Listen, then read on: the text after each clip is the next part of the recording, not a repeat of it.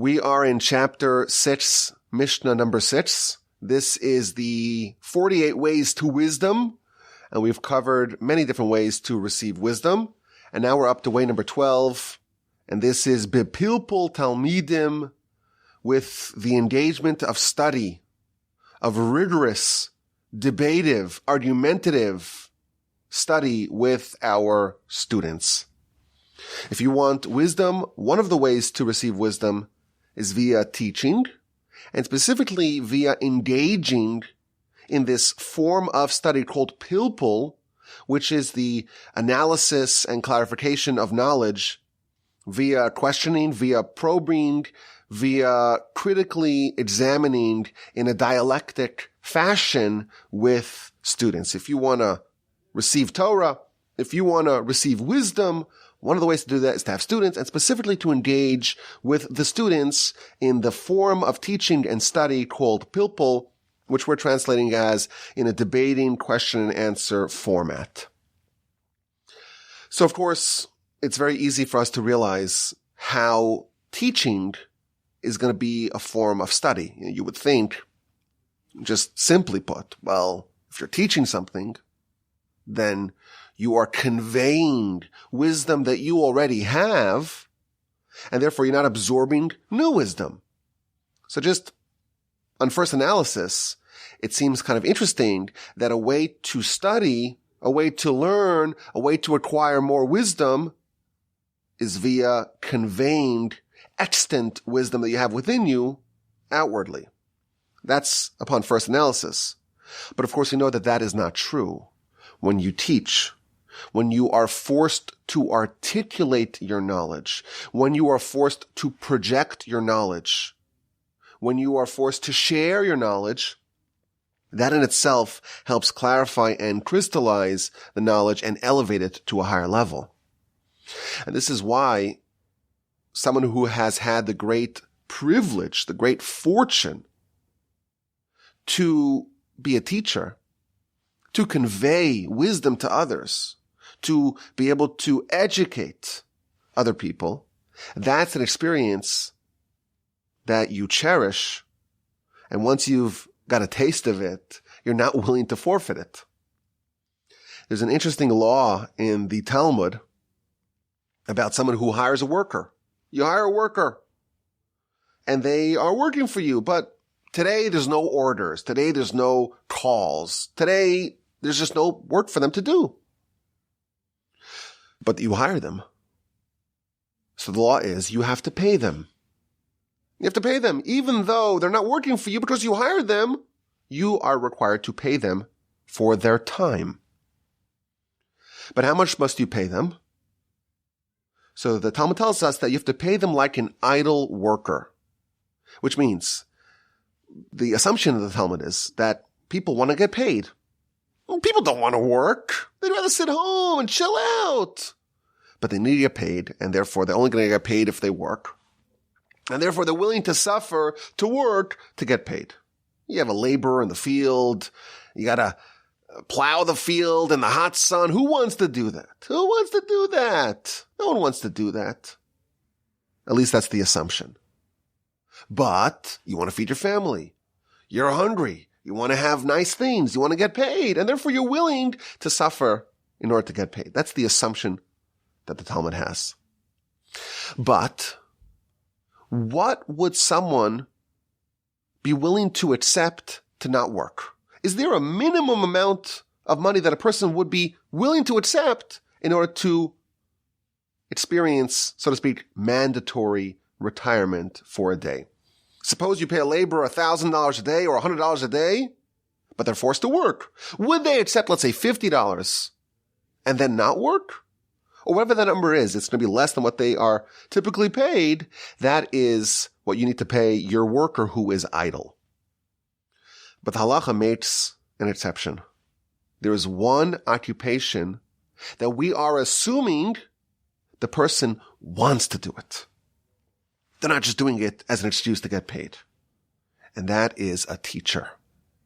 And we assume that a teacher would not agree to a pay cut in order to not teach. The only profession, according to Jewish law, that we assume the person wants to do it, not just as a means to get paid, is a teacher.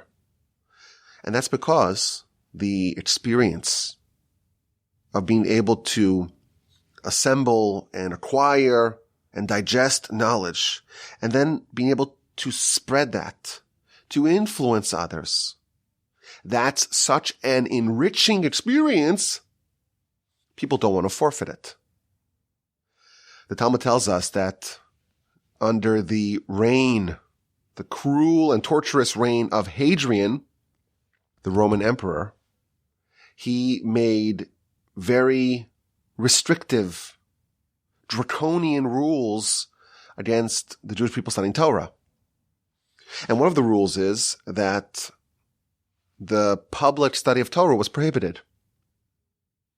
And during that time, Rabbi Akiva flouted the rules and taught Torah publicly.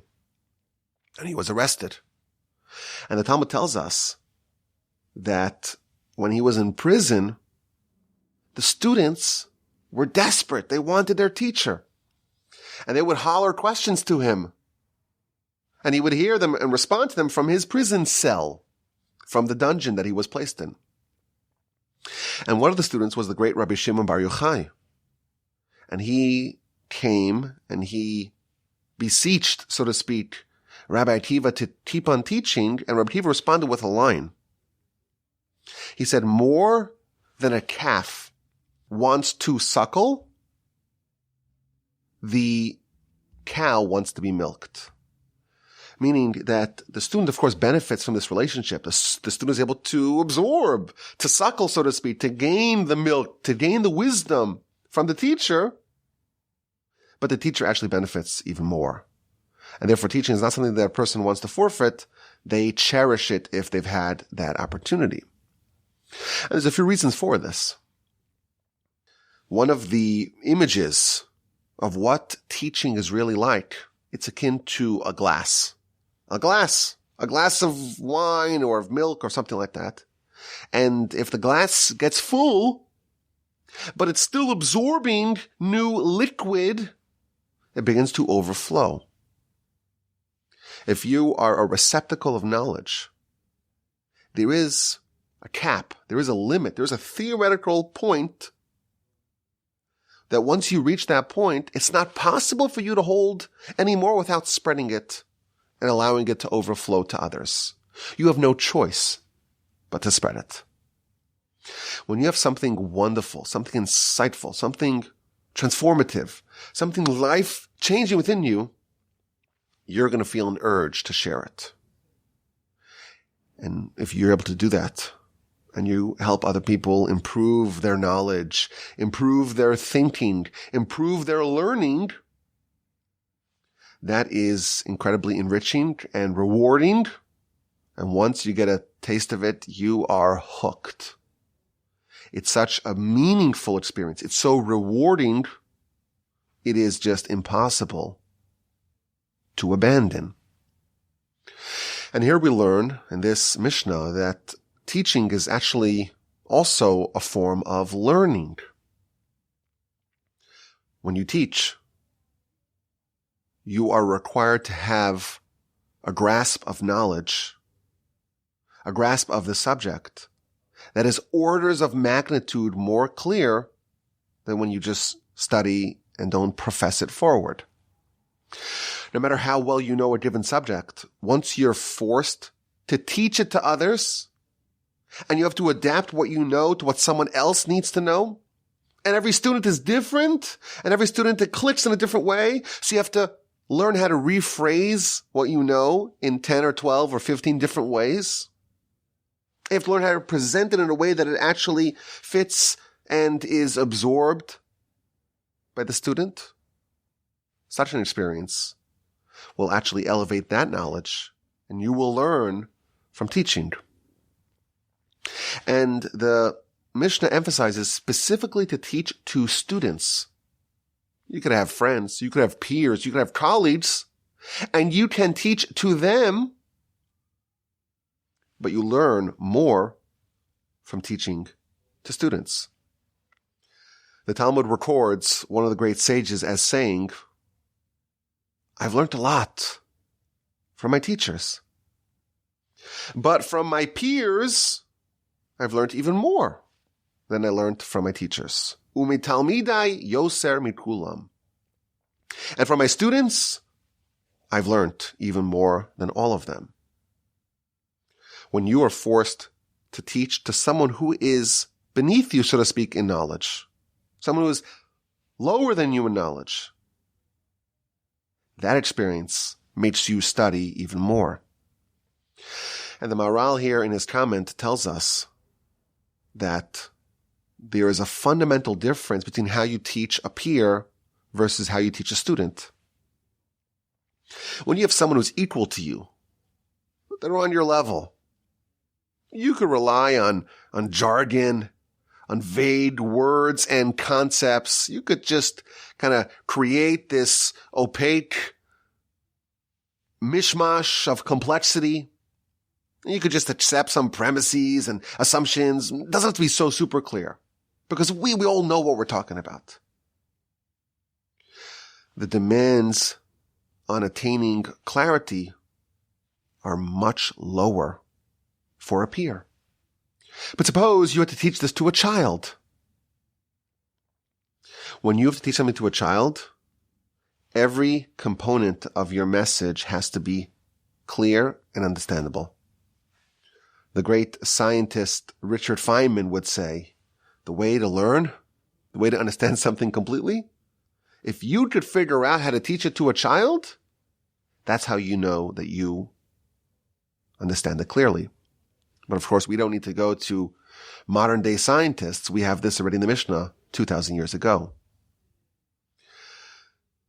The more basic the knowledge of the student, the more of a novice they are, the more clarity you must have in the subject in order to teach it to them.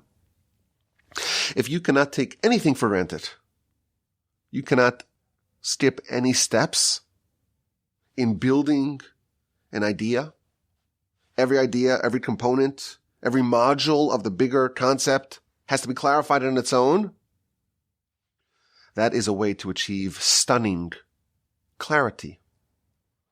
I know that in our other series that we do on the Torah 101 podcast, the 13 Principles of Faith, right now we're studying about Messiah. And this is a subject it's a pretty basic subject in Jewish life. And we all kind of know about it and what it's like, and we have maybe a fuzzy picture of what it looks like. But if you want to study it with rigor and comprehensive analysis, and go through all the sources to the best of your ability, and to organize it into, 10 or 20 hours worth of content, you do that, you will know it very, very well. And I encourage all of you to go back to the Torah 101 podcast and listen to some of the episodes that we did on some of the other principles of Jewish faith. I think it was 17 episodes on the divinity of the Torah. You could say, well, the Torah is divine. We know. We read the story. The Almighty conveyed the Torah to Moshe, and through Moshe, we got the whole Torah, and it's divine and wonderful. But what does that mean? What's the evidence? What are the components of the Torah? How does it all work? What is the interrelationship of written Torah and oral Torah? We did 17 episodes on that subject. That is a rigorous and comprehensive study.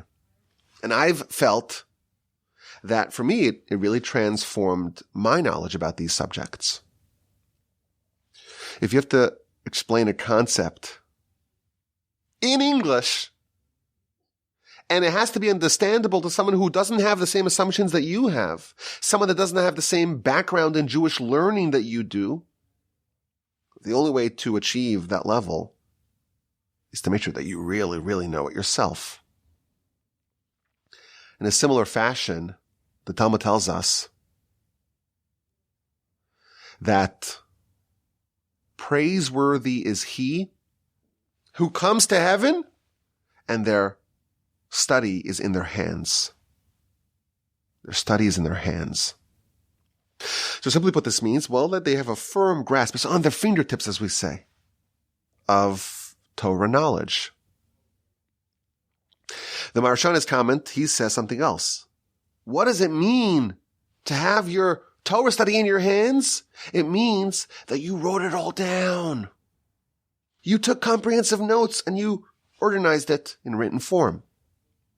And that's why the sages are called scribes.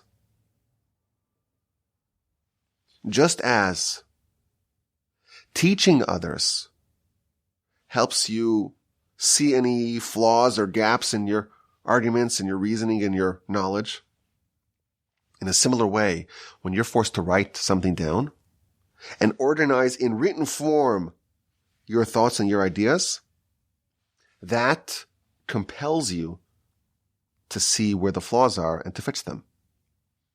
Writing is thus a form of clarification, of thinking.